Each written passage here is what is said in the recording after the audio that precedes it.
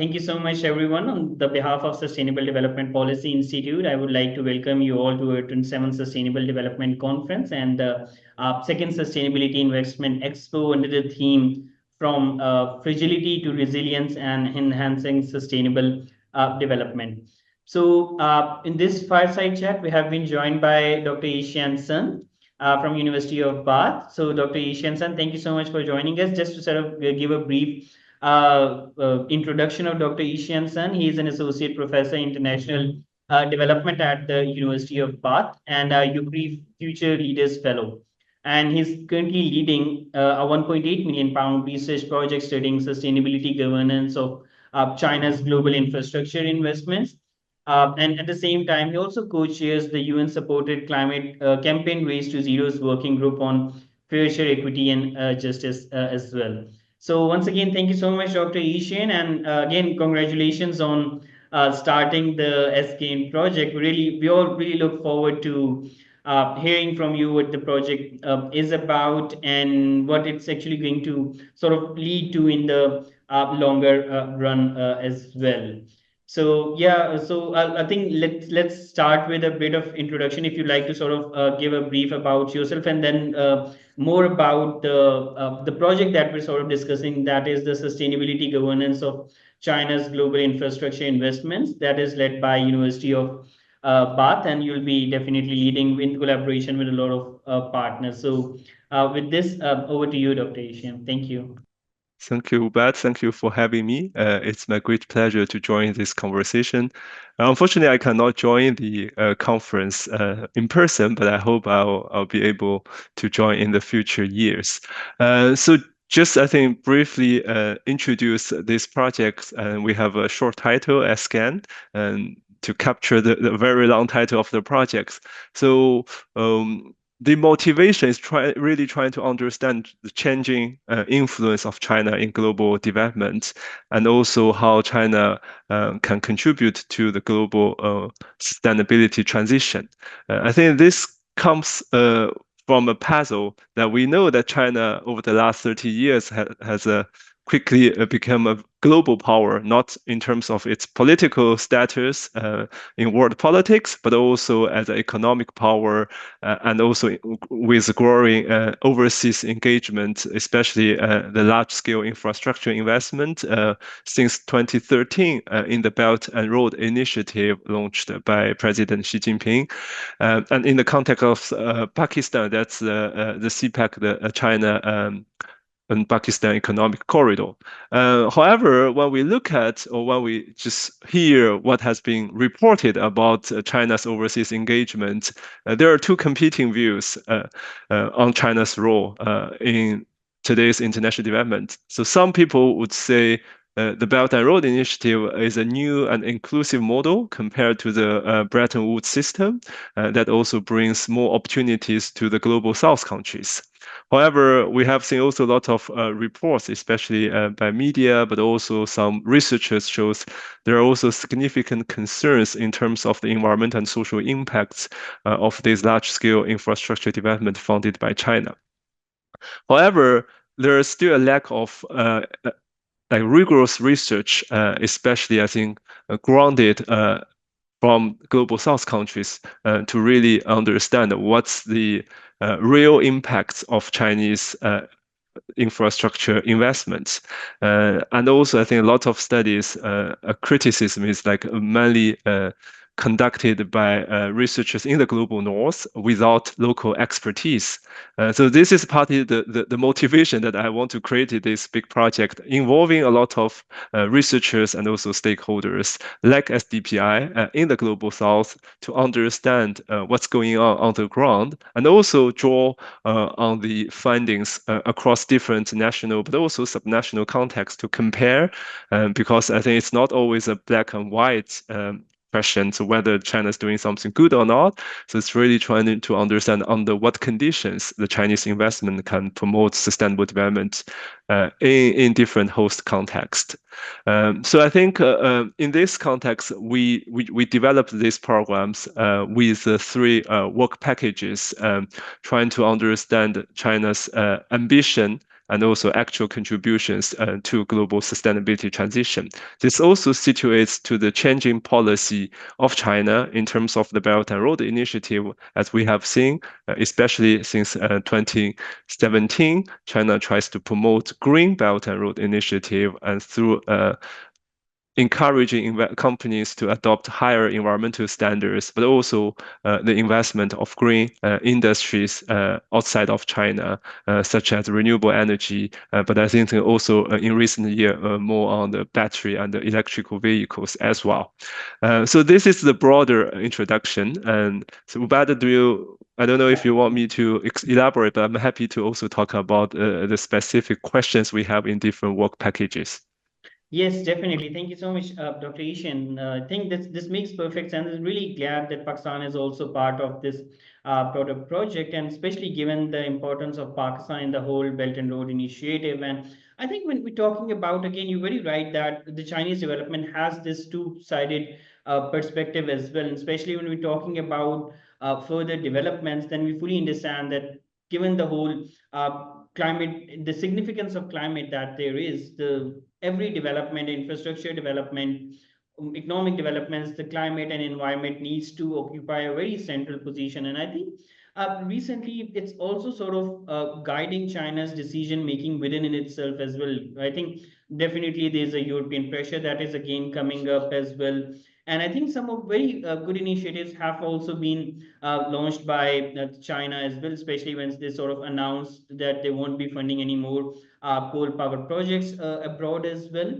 So I think that that's really something that's really important, and we really need to understand how to make the Chinese investments more tilted towards more green projects, and how to sort of go about those as well. So at SDPI, we're also sort of running this CPEC Green Development Program that we fully believe is going to be further strengthened through the SKN project, in which we're also sort of analyzing what have been definitely the CPEC, the China-Pakistan Economic Corridor, has made significant socio-economic developments within Pakistan, ranging from its energy security to the transport infrastructure development to even creating a lot of jobs as well. But as we move towards, but at the same time, since Pakistan is the one of the most vulnerable countries to climate change, as we move towards CPEC 2.0, in which there is going to be the industrial development is there, that's going to be a more people centric developments that are going to happen. So really this environmental governance, this sustainability governance is going to play a very important role. So yeah, with this, so yes, Dr. Ishan, if you can sort of also brief, and we fully understand that SGN is actually going to strengthen SDPI CPEC Green Development Program as well. So now let's also, if you can now brief what exactly that over the 4 years of 4 to 5 years of the program, what milestones are we sort of expecting, or any of the key outcomes that we're going to expect, which can also sort of guide the policymakers as well, particularly those sitting here in Islamabad and Pakistan, as well as the Chinese stakeholders as well. Yeah, over to you. Definitely. Thank you. I'm very happy to share more details about our project. So I think at a very so broadly speaking, we divided our research into three research work packages, and trying to really, as you said, looking at what China tries is doing, and all what's the ambition of China. Also, I think what is implemented by the Chinese investors, but then also looking at how these efforts or actions affect people and host countries. And then later, I think the ultimate goal is to think about how we can align the ambition of China to become an environmental or climate leader with also sustainability or sustainable development needs of host countries. So our first package, we started from China, trying to ask what has shaped China's policy and governance initiative to promote green development in its overseas investment. So really looking at this Belt and Road Initiative 2.0 agenda, and trying to map out all kinds of initiatives that Chinese actors, different Chinese actors, not just state actors, but also businesses, civil society organizations, what they try to do to improve environmental impacts of Chinese overseas activities, or promote cooperation on environmental or sustainability governance beyond China. So we are developing a database on that, and then trying to also conduct some analysis on what conditions these initiatives can emerge, but also how they are going to implement it into different contexts. Then we move on to the second work packages. So once we know a little bit more, have a very comprehensive understanding of China's efforts, we are also interested in how host countries or different stakeholders in host countries react to China's efforts to promote green investments, and also, how China trying to address the impact that have been already done in different contexts. So in this case, we are interested in how stakeholders in host countries perceive environmental and social impact of Chinese engagement, and also how that affects local politics and societies. So how different actors or different communities react to China's engagement, or how these interactions actually happened between Chinese actors and stakeholders in host countries. So that requires a lot of field research, gathering primary data. We'll work together, for example, in the case of Pakistan with SDPI. And I think ultimately, then once we know both sides of the story, I think what we are interested in is how we can make things better. So we will know the challenges, we will see the opportunities, then we think about what we can do together. I think we take a forward-looking approach to assess the measures that are likely to be supported by different stakeholders, both in host countries but also Chinese investors, to really align their ambitions and needs, and trying to promote sustainable infrastructure investment, but also to think about how to better cooperate between China and different host countries.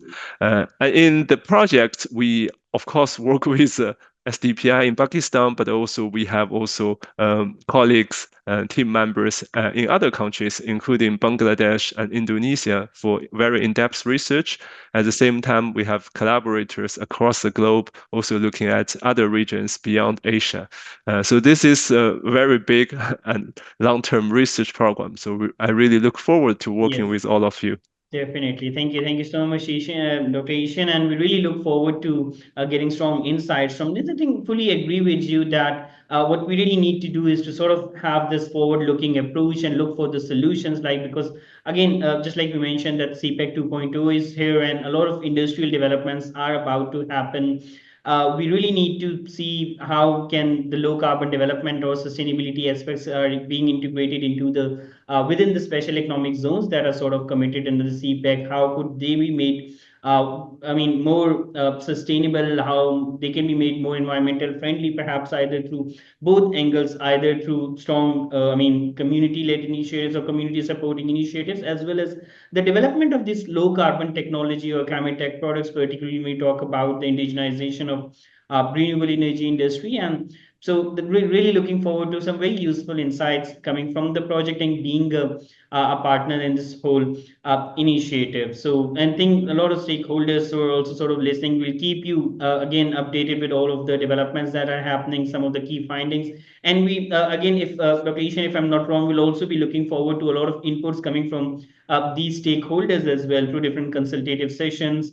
We'll definitely be taking support, a lot of support from them for the data collection processes as well. We go into those processes as well. So that's really very welcoming. So now, Dr. Ishan, again, taking some of the lead from the background that you also sort of said.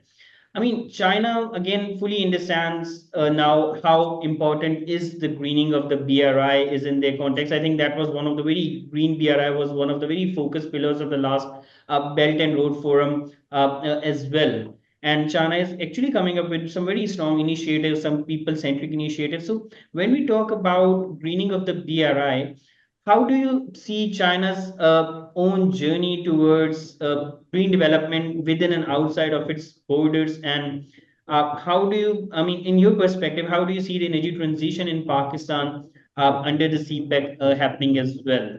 So if you have any perspectives and also perhaps some of the suggestions that how things should perhaps move forward as well. Thank you, Ubad. I think this is a very important question. So I think let me start from the story in China. So we've seen significant change in terms of environmental governance within China. So I left. I'm originally from China, but I left China for almost 15 years. I think about the time I left, that's where people start to be aware or realize huge environmental problems, especially air pollution. And there were also a lot of campaigns and push government to change the policy. And we have seen dramatic change, policy change. So about 15 years ago, or maybe 10 to 15 years ago, but then also we see the efforts made by the Chinese government paid off. And then at the same time, also with the policy change, I think also there is a very rapid technological advancement in China. I think from a strategic reasons, but also I think for economic, that brings a lot of economic benefits. So in that sense, China has a lot of experiences to share to other countries, how you can address environmental crisis, how you build a strong green economy. And then coming to the case of China and Pakistan relationship, we all know Pakistan is one of the most important partners of China, building a very long historical relationship, very close relationship, and this iron brother relationship. And China is, I think, from a government perspective, is very willing to support the development of Pakistan. This is why when Belt and Road Initiative was initially launched, I think CPEC come as among the first like a flagship destination in the Belt and Road Initiative. So to me, I think CPEC offers huge opportunities for the development of Pakistan. This is why we've seen a lot of large-scale investment projects coming to Pakistan under the framework of CPEC. However, we have to acknowledge that not all the projects have been very successful for different reasons. I think we are not going to, it's not easy to identify specific reason. It's, I think, it's constellation of different factors that in some cases cause some problems and made some projects are not very successful. But we know there is an energy crisis in Pakistan. We know the country needs more economic opportunities. And I think this is why when we think about these two challenges together, there is huge opportunities to find the combined solutions. And I think this is why in the Belt and Road Initiative 2.0 with Green BRI agenda, we see opportunities for the Chinese actors to better support a green transition in Pakistan. I think in different channels, not necessarily through infrastructure investment, it can be also through export of more solar panels, but also with support of trainings for local workforce to really develop that emerging green industry. I think there are various ways for the China to support green transition in Pakistan, and also we have to be mindful that the Belt and Road Initiative or CPEC is not just about infrastructure. It's also about connections and then build people-to-people connections as well.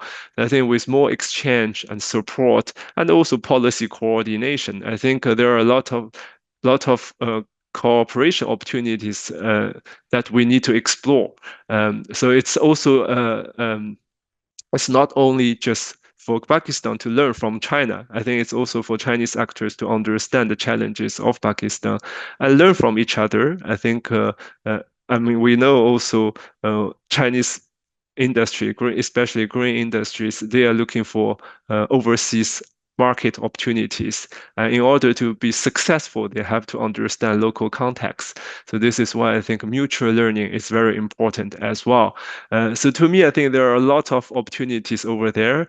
The question or the challenge lies to how we can explore these challenges, how we can find ways to work together to tackle those challenges. Yes, exactly. Thank you so much, Dr. Ishan. That was really comprehensive. So also, I think at the same time, there's also a lot of responsibility on Pakistan to sort of provide that enabling environment, provide that ground, and show that readiness that can actually attract all of these investments into Pakistan. Because again, at the same time, just to sort of talk a bit candid, while there have been a lot of developments under the CPEC, the investors do have some concerns, especially when we're talking about some of the financing issues which a lot of Chinese investors are facing, the payments being the stuck as well. So that's also some of the challenges which Pakistan really needs to sort of address at its earliest. Again, there's a need to sort of for Pakistan to put its house in a very good order that is again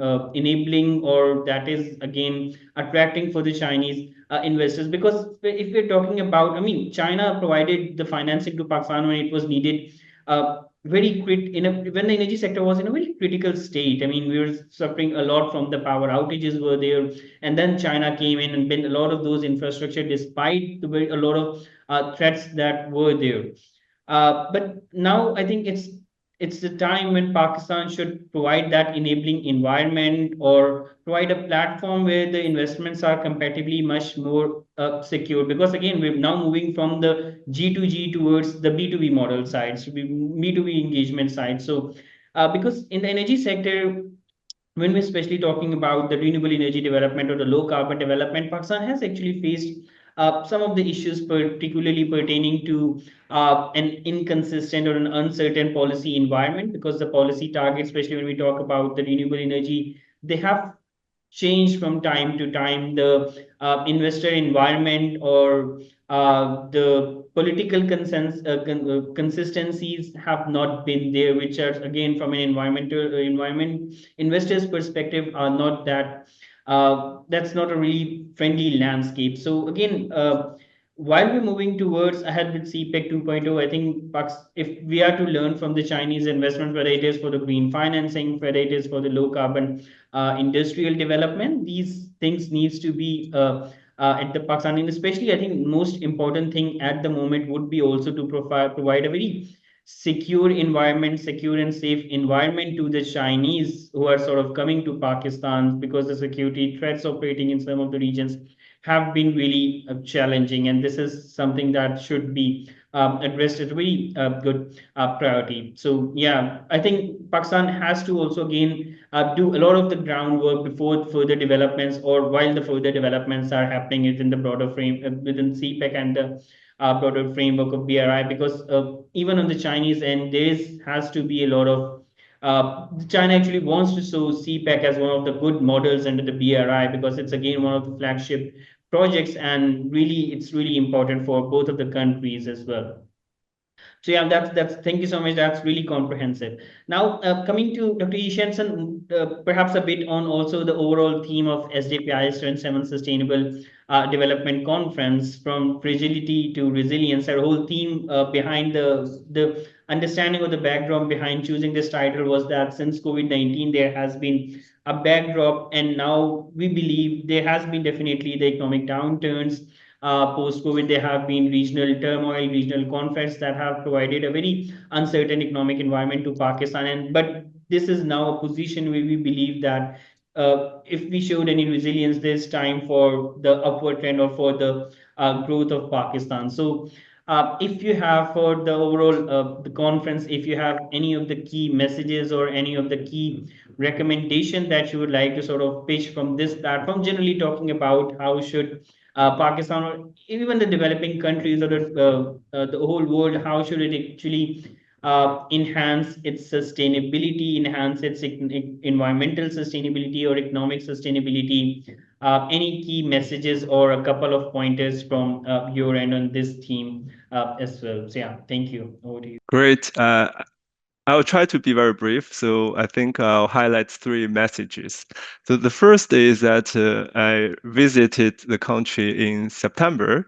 I see, although we know there are a lot of challenges, especially I think economically, that the country is facing. In terms of the future of the countries, I have very high expectation. So I think the country has a very promising future with a large young population, very dynamic young people, and with a lot of ideas, a lot of things going on, a lot of innovations. For example, I heard the policy discussions about electrification of transport sectors. I visited also the lab of Energy Institute at LAMS to develop the three-wheeler and two-wheeler EV in Pakistan or for the specific context in the country. So I see there is a dynamic, emerging innovation system in the country. It's happening, and also I think the momentum is there. Of course, there are challenges, as you just mentioned. You need a better, more stable political environment to increase the trust of investors, but at the same time, I see the momentum from the country. So I think there is no doubt the country will have a lot of energy, human resources as well. So we just need a bit more support from international partners, and I think China can play a very important role. And also not only from the government side, but also I think the private sector. So I think this is I think something I want to highlight first. Secondly, I think about the theme of this conference, about the kind of goal that we want to achieve in terms of resilience, sustainability. I think we just need to be very clear about what kind of future do we want. I think we know we have ecological crisis. We have to address climate change. We must act very quickly now and with strong action. But at the same time, I think we also be aware of the social justice issue. So we need to think about how we can ensure the transition is fair and just to different people. So at the end of the day, I think what we want is to benefit people while protecting our environment, to ensure that everyone is happy and can support the transition. So I think if we agree on that goal, then I think what we need to do is to think about how we can find a good mechanism or governance system for that goal. So I think we need to agree on that goal. That's why I think I'm glad to hear about the theme of this conference, and I think everyone is talking about what they are doing to achieve that goal. So I think that's very important. And then I think as a policy scholar, governance scholar, the third message is really about what kind of governance system that we need. I think here what I would like to emphasize is more like a multi-stakeholder deliberation approach. I think we really need to bring different stakeholders, all stakeholders together, and we have to understand each other's concern, and then we can explore what are the viable pathways to the type of transition we want. But we know the ultimate direction we want to go.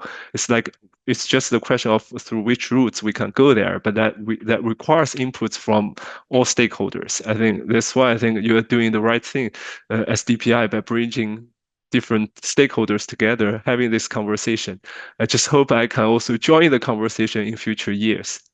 Yes, thank you. Thank you so much, Dr. Asian. That was really, really impressive messages, and we'll make sure to sort of bring it into the key proceedings that we'll be developing from the conference, and we'll definitely keep you in the loop of all the developments that are happening, all of the key messages coming out of the conference in the journal as well.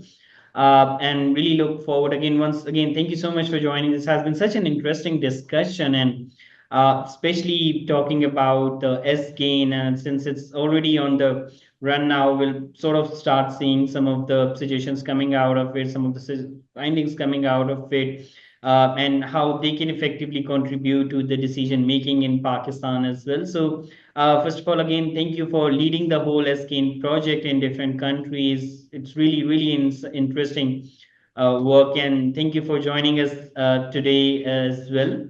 Learned a lot from you, and we really look forward to hearing more from you in the upcoming themes, upcoming sessions as well. So yeah, thank you so much, Dr. Asian. Thank you. Thank you.